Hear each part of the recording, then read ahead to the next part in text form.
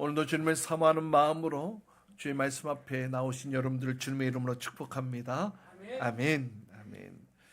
오늘 우리가 읽은 출애굽기 말씀은 이 성경 속에서 거대한 구속사의 파노라마 중에서도 가장 극적이고도 가장 신비로운 장면의 모습들이 담겨 있는 것을 보게 됩니다. 시내산 언약이 새롭게 갱신되어지는 그 현장을 우리가 마주하게 되는데요. 출애굽기 34장의 배경은 그렇습니다. 인간의 전적인 타락과 하나님의 주권적인 자비하심이 극명하게 대조되는 그런 모습들이 펼쳐집니다. 이스라엘 백성들이 애굽에서 나오게 되어져서 하나님의 전능하심 가운데에 출애굽을 하게 되어지지요. 그리고 이제 하나님의 백성들이 하나님의 말씀으로 살아갈 수 있도록 하나님께서 율법을 주십니다. 법령을 주시기 위해서 그들을 시내산에 불러주시고 이제 모세는 지도자 모세는 하나님께 그 율법과 계명을 받기 위해서 시내산으로 올라가게 됩니다. 근데 그 사이에 이스라엘 백성들이 잘 기다리면 좋을 텐데 이제 모세가 금방 올라가서 뭐 하루 이틀 만에 내려올 줄 알았는데 뭐 하루 이틀 지나고 뭐 일주일이 지나도 안 내려오니까 이게 무슨 일이 일어난 거 아닌가, 또 죽은 것은 아닌가 이러면서 하나님을 예배하는 자로 그들을 불러주셨음에도 불구하고 그들의 두려운 마음과 떨리는 마음들을 어찌할 바 몰라서 애굽에 사던 대로 그들의 금부치를 다 모아서 금송아지 우상을 만들고 거기에 절하고 춤추고 있는 그런 일들을 행하게 됩니다. 참혹한 배교의 현장이 보여지게 되는데요. 그때에 이제 모세가 하나님께 받은 이 돌판을 들고 내려오는데 그 백성들의 불순종의 모습, 그 배교의 모습을 바라보면서 거룩한 분노로 인해 그 돌판을 던져 깨뜨리는 사건이 일어나게 됩니다. 이 돌판의 파괴되어진 사건은 그냥 돌이 깨어진 것만 의미하는 것이 아닙니다. 거룩하신 창조주 하나님과의 관계가 단절되어지는 이 죽음을 의미하게 되는 것이죠. 그러나 우리 하나님은 자비롭고 또 은혜로우시고 또 노하기를 더디하신 분이세요. 그래서 하나님께서는 모세를 다시 불러서 처음 것과 만들었던 그 돌판을 똑같이 두 개를 만들어서 다시 가져오라고 명하십니다. 그래서 바로 이것이 언약의 갱신이라고 이야기를 하게 되는 겁니다. 이 첫 번째 돌판은 어떤 율법의 엄중한 공의를 상징한다면 이 두 번째는 그럼에도 불구하고 죄인을 포기하지 않으시는 하나님의 자비와 이 사랑의 모습이 담겨 있는 것을 보게 됩니다. 이렇게 모세가 두 번째 돌판을 들고 내려올 때의 모습이 바로 오늘 우리가 읽은 본문의 내용입니다. 그런데 이 돌판을 들고 내려올 때에 특별하게 이 모세의 얼굴에 이 광채가 빛이 가득했다라고 오늘 성경은 기록하고 있지요. 하나님을 대면한 자만이 누릴 수 있는 어떤 변화의 증거라고 얘기할 수 있을 것입니다. 오늘 모세가 경험한 하나님의 영광의 임재 사건, 이것은 단순히 우와, 신기해, 신비로워 이런 신비의 체험만을 의미하는 것이 아닙니다. 이것은 하나님의 거룩한 통치와 또 어떤 신적인 권위가 그대로 우리의 몸을 통하여서 육체를 통하여서 반영되어지고 드러나게 되어지는 사건이라는 거예요. 다시 말하면 이 빛은 우리 인간 스스로가 모세가 스스로 만들어내고 생성해낸 빛이 아니라 영광의 빛 대신 하나님의 그 빛이 우리에게 비춰져서 그것이 우리에게 반사되어지고 반영되어지고 그래서 전달되어진 사건이라는 거예요. 오늘 이 이야기가 조금 어려운 이야기일 수도 있어요. 좀 신학적인 내용도 담고 있기 때문에 그래서 여러분들에게 오늘 말씀의 결론부터 말씀을 드리고 오늘 이 이야기를 좀 풀어갔으면 좋겠어요. 한번 보세요. 제가 읽어드릴게요. 오늘 말씀 핵심은 이겁니다. 그리스도의 구속적 자비 안에서 하나님의 영광을 대면한 자는 그 영광을 자기 안에 가두는 독점자가 되는 것이 아니라 세상을 향해 그 영광을 투영해내는 반사해내는 거룩한 반사체가 되어야 한다. 좀 말이 어렵죠. 좀 말이 어렵죠. 제가 다시 한번 읽어볼게요. 그리스도의 구속적 자비 안에서 하나님의 영광을 대면한 자는 그 영광을 자기 안에 가두는 독점자가 되는 것이 아니라 세상을 향해 투영해내는 거룩한 반사체가 되어야 한다. 그러니까 우리 스스로는 스스로 빛을 내는 발광체가 아니라는 거예요. 하나님의 영광을 세상에 투영해내는 거룩한 반사체가 되어야 한다라는 겁니다. 오늘 거룩한 반사체로서 하나님의 영광의 임재를 경험한 모세의 사건을 우리가 함께 살펴보게 될 텐데요.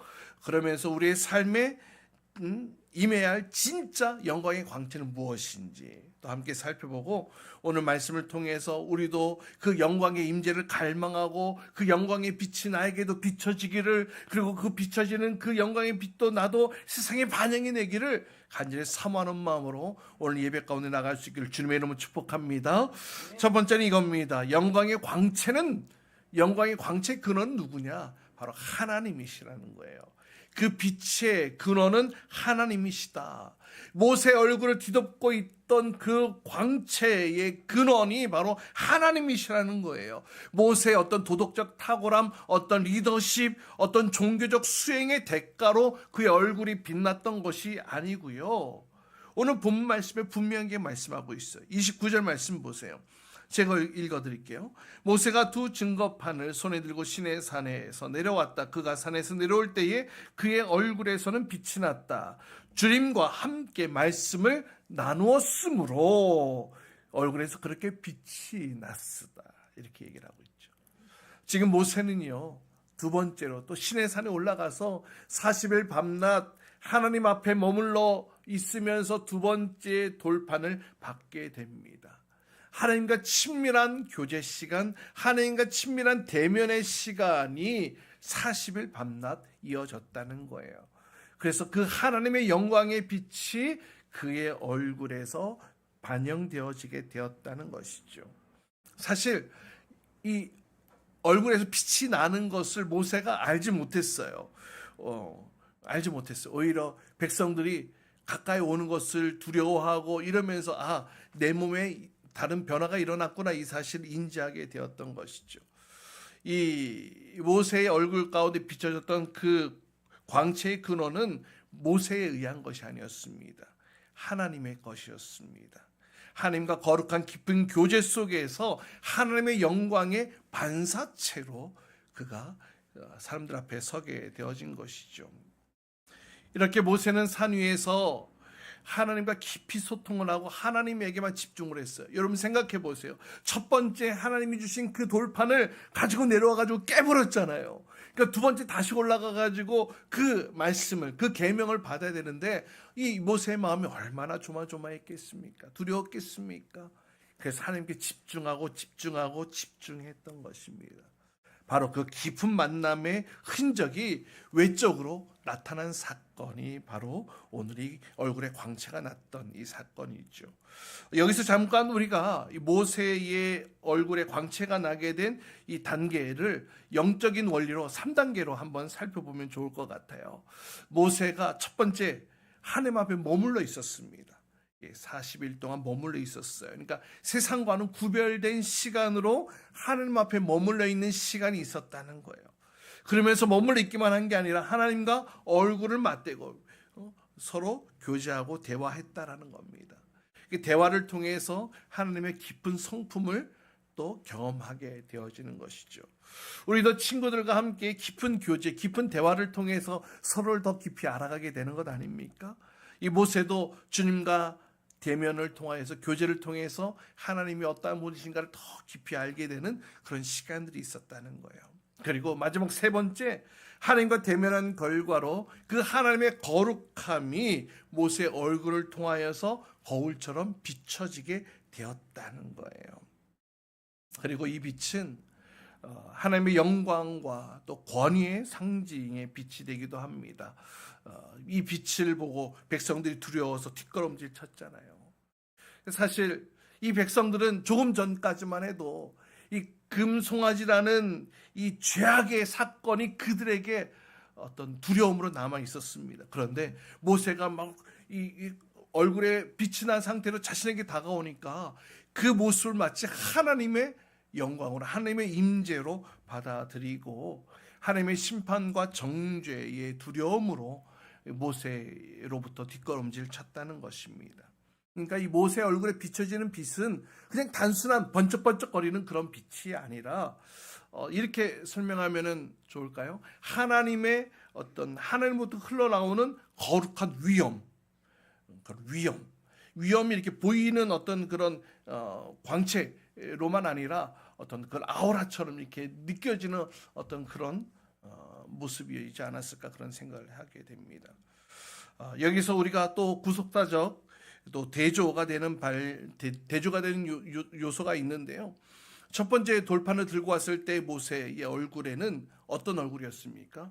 이놈들 하나님 앞에서 이 범죄를 저지르고 있어, 이 반역을 저지르고 있어 하는 거룩한 분노의 얼굴로 돌판을 가지고 내려왔어요. 그런데 두 번째 돌판은요, 하나님의 용서, 하나님의 자비가 담긴 그 증거를 가지고 얼굴에 광채가 났던 것을 보게 됩니다. 첫 번째 모습이 정죄의 직분으로 모세가 백성들 앞에 섰다면, 두 번째는 이제 의의 직분으로 백성들 앞에 서게 되었다는 것입니다. 어쨌든 이 모세는 하나님과 깊은 교제 시간을 통해, 대면의 시간을 통해 그 얼굴에 천사와 같은 형상의 모습들이 나타나게 됐다는 것이죠. 오늘 이 모세가 변화되어진 이 모습을 보면서 이런 생각을 하게 되었습니다. 우리 그리스도인들이 신앙생활을 하면서 놓쳐버리고 잃어버린 것은 바로 이것이 아닌가라고 말이죠. 우리가 그리스도인으로 살아갑니다. 그런데 우리의 삶 속에는 하나님의 권위는 조금도 나타나지 않는 것 같아요. 왜 그럴까요?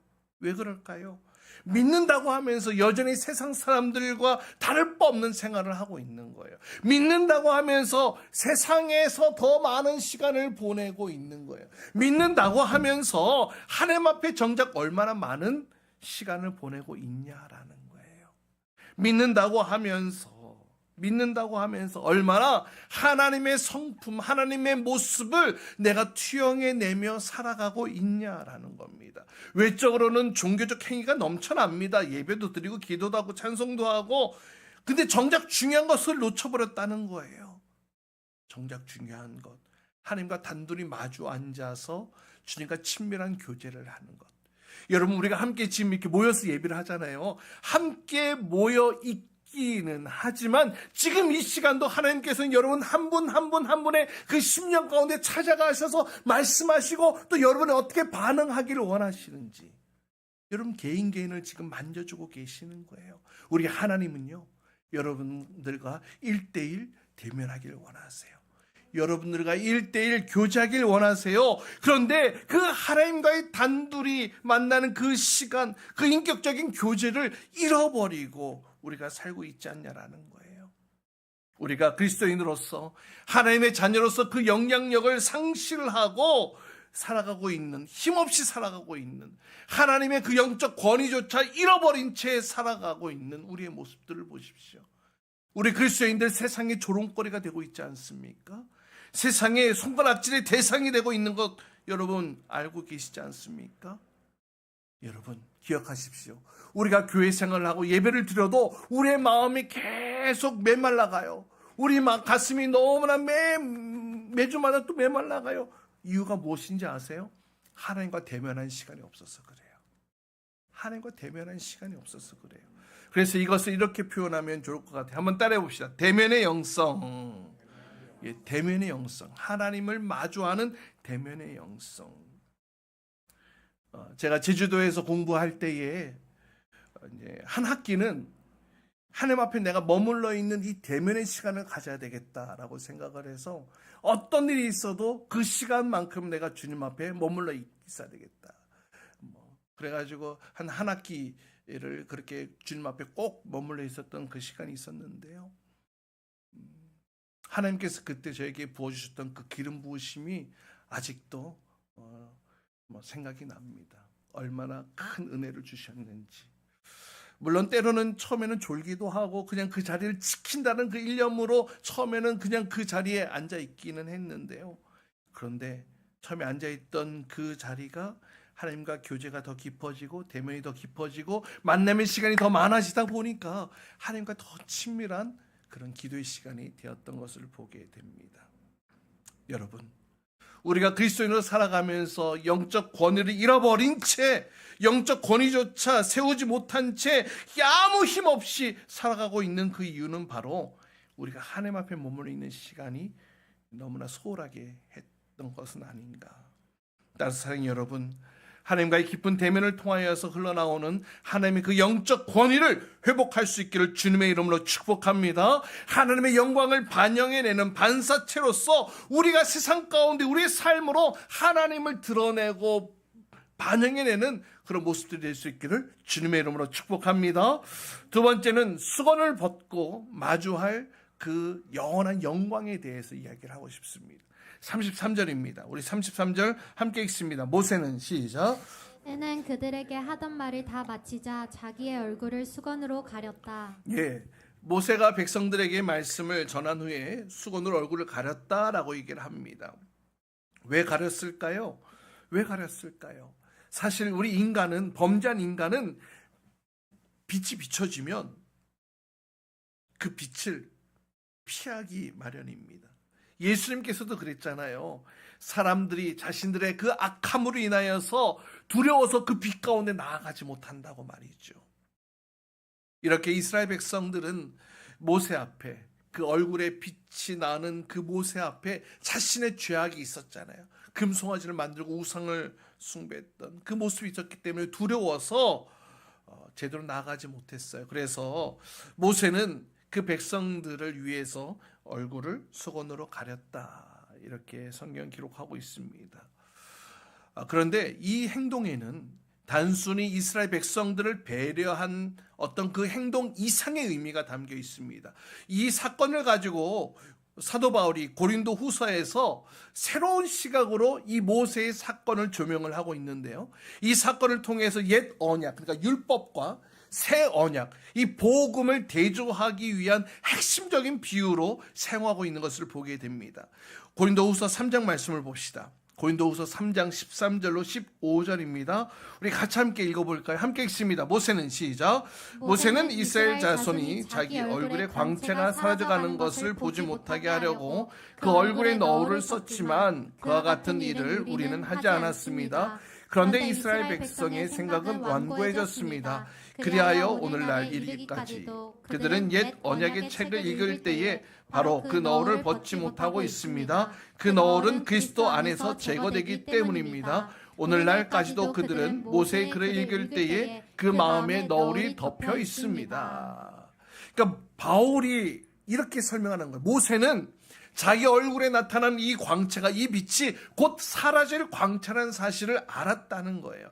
일시적으로 생겼다가 없어질 것이라는 사실을 알았다는 거예요. 그래서 이 백성들이 이 얼굴에 주목하지 않도록, 이 광채에 주목하지 않도록 하기 위해서 스스로 얼굴을 가렸다는 겁니다. 무슨 말이냐면 지금 모세가 두 손에는 무엇을 들고 있습니까? 이 돌판에 새겨진 율법을 들고 있죠.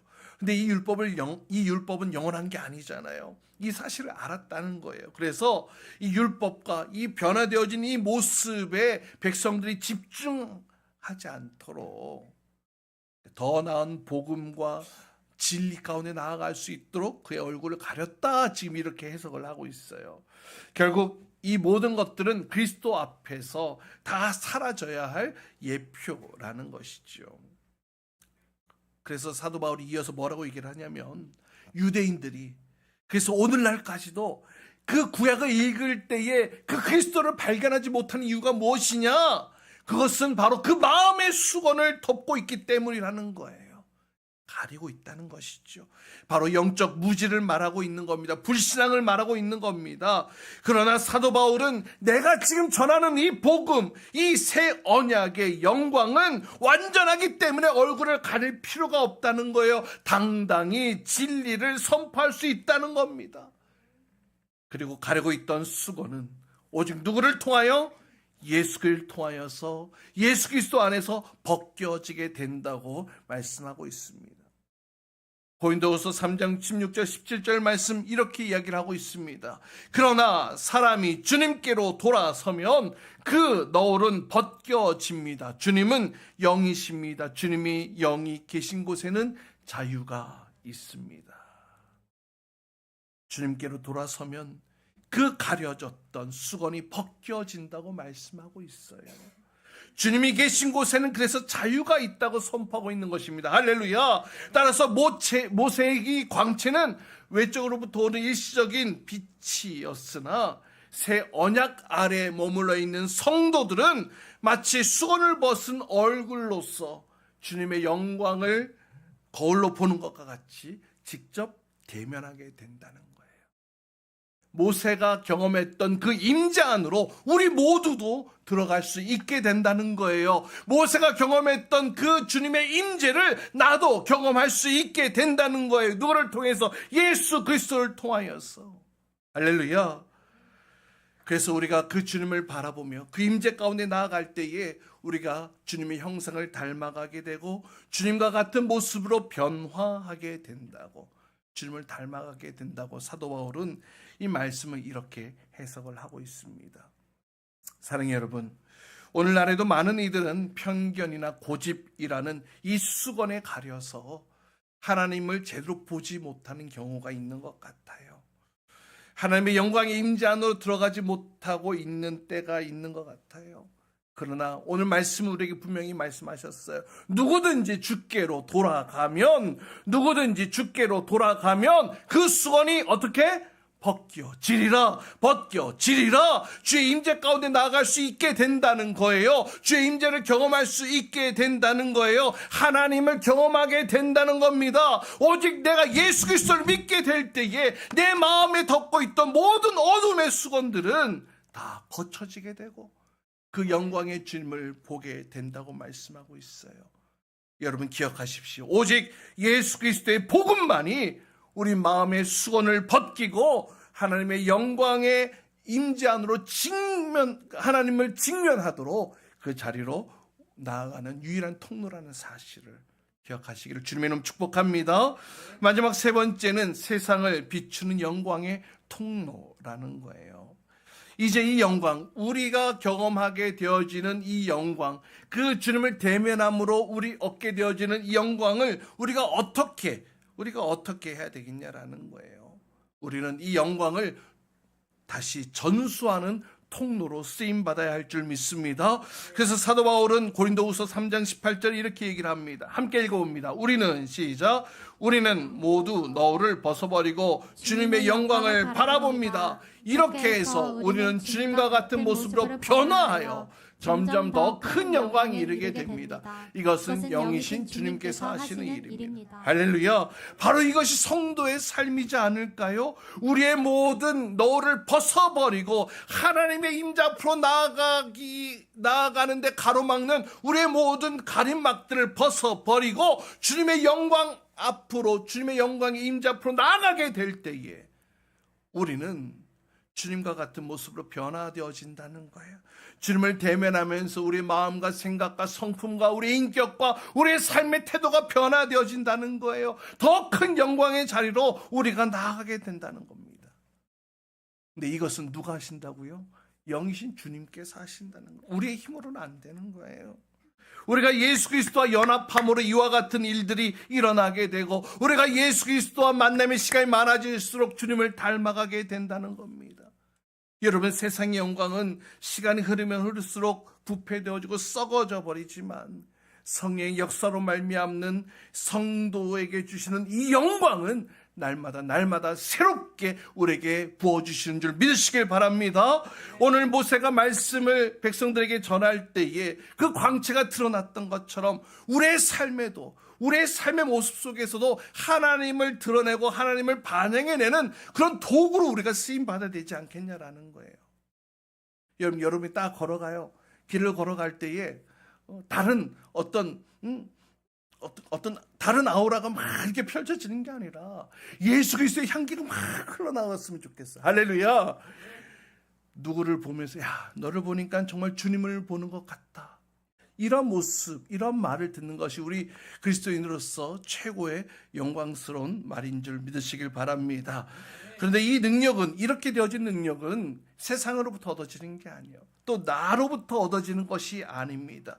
오직 하나님을 대면한 자가 하나님으로부터 공급되어지는 그 거룩한 영향력에 의해 나의 삶 속에 하나님의 살아계심이 나타나는 모습이, 살아계심을 드러내는 이 모습이 우리에게 드러나게 된다는 거예요. 하나님을 만난 자만이, 하나님을 경험한 자만이, 하나님을 대면한 자만이 그의 인생 속에 하나님의 모습을 드러낼 수 있게 된다는 것입니다. 여러분, 당연하지 않습니까? 내가 누군가를 만나야 누군가에 대해서 설명도 할 수 있고, 내가 누구를 만나야 그 사람과 비슷하게 될 수도 있는 것 아니지 않습니까? 그렇지 않습니까? 여러분, 바라기는 우리의 입술의 광채가 먼저 빛날 수 있기를 축복합니다. 우리의 입술이, 하나님을 만난 나의 입술이 더 이상 정죄의 입술이 아니라 사람을 살리고 또 의롭게 하는 복음의 언어가 담기는 그런 여러분의 입술이 될 수 있기를 주님의 이름으로 축복합니다. 또 여러분의 인격이 또 광채로 빛날 수 있기를 축복합니다. 율법의 완고함이 아니라 예수 그리스도의 온유함과 자비함과 이 사랑하심, 그 영광의 빛을 드러내는 여러분의 인격이 될 수 있기를 주님의 이름으로 축복합니다. 아직까지는 나의 삶이, 나의 인생이, 나의 태도가 예전의 삶과 별반 다를 바 없이 그냥 쭉 살아왔다 할지라도 이제부터 우리가 하나님을 대면함으로 인하여서 우리의 인격과 우리의 성품과 우리의 언어가 하나씩 하나씩 바뀌어지게 되는 놀라운 은혜자로 나아갈 수 있기를 주님의 이름으로 축복합니다. 여러분, 우리는 우리 스스로를 빛을 내는 발광체가 되어서는 안 돼요. 우리는 예수 그리스도 하나님의 그 놀라운 찬란한 영광의 빛을 받아서 그 빛을 어두운 세상 가운데에 전하는, 구석구석 반영해내는 반사체가 되어야 할 줄 믿습니다. 우리 가정에서, 또 우리 일터에서, 또 우리가 살아가는 모든 울타리 안에서, 우리의 얼굴 속에서, 우리의 발걸음 속에서, 우리의 손을 통하여서 예수 그리스도 그 아름다운 하나님의 모습이 보여지고 또 드러나게 되어지고 하나님의 영광이 투영되어지는 그런 인생 될 수 있기를 간절히 소망합니다. 여러분, 우리 기독교는요, 변화의 종교입니다.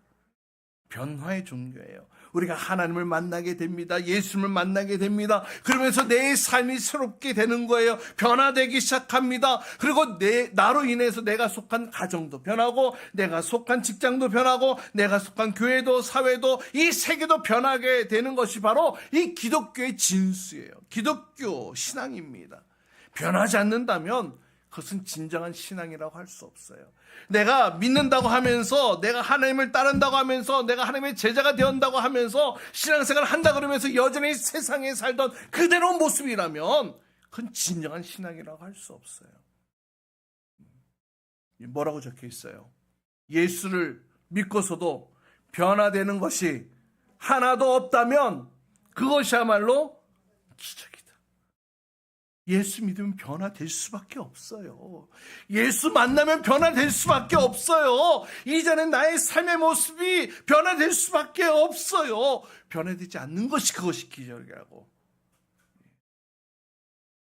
기도와 말씀을 통해서 하나님과 대면을 통하여서 하나님은 우리에게 능력을 주시고 우리에게 사명을 맡겨 주시는 줄 믿습니다.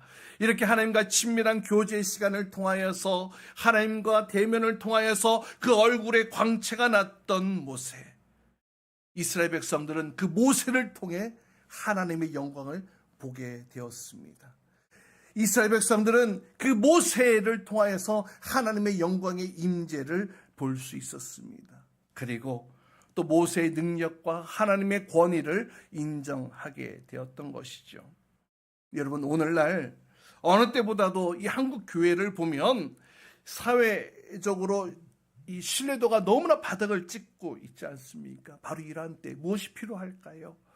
우리가 하나님의 백성으로 주님의 제자로 살아가는데 바로 이러한 능력이 필요하지 않겠습니까? 하나님의 권위와 능력을 세상 가운데 나타낼 수 있는 것, 하나님의 모습을 세상 가운데 드러낼 수 있는 이런 능력이 우리에게 더해져야 할 줄 믿으시길 바랍니다. 방법은 하나밖에 없어요. 주님과의 깊은 교제를 통하여서 그 만남의 시간을 소중하게 넘기게 될 때에 우리는 주님의 임재를 경험하게 될 줄 믿습니다. 그리고 그 능력이 더해질 줄 믿습니다. 여러분, 모세가 변화되어진 모습으로 주님을 대면했지요. 그 산 꼭대기에서 변화된 모습으로 주님과 대면하고 그 시내산 꼭대기에만 머물러 있지 않았어요. 모세는 그 찬란한 영광의 모습을 가지고 산 밑에서 신음하고 있는 백성들에게 내려와서 하나님의 영광의 임재를 투영해냈던 것을 여러분 기억하시기 바랍니다. 우리도 주님 앞에 머물러 있는 것 참 좋아요. 그러나 그것만으로 끝나는 것이 아니라 우리의 삶의 영역 속에 예수 그리스도가 필요한 자들에게, 하나님의 영광이 필요한 자들에게 우리가 하나님의 모습을 드러내고 보여주고 나타낼 수 있는 이런 모습이 있기를 주님의 이름으로 축복합니다. 여러분, 우리의 얼굴에 무엇을 반영해내고 있습니까? 지금 여러분의 얼굴은 무엇을 반영해내고 있습니까? 세상의 어려움, 그 염려, 근심, 이런 어두움이 여러분 얼굴에 가득합니까? 이것이 드러납니까? 아니면 하나님과 깊은 교제를 통해 드러나는 평안과 기쁨과 즐거움과 영광의 광채입니까?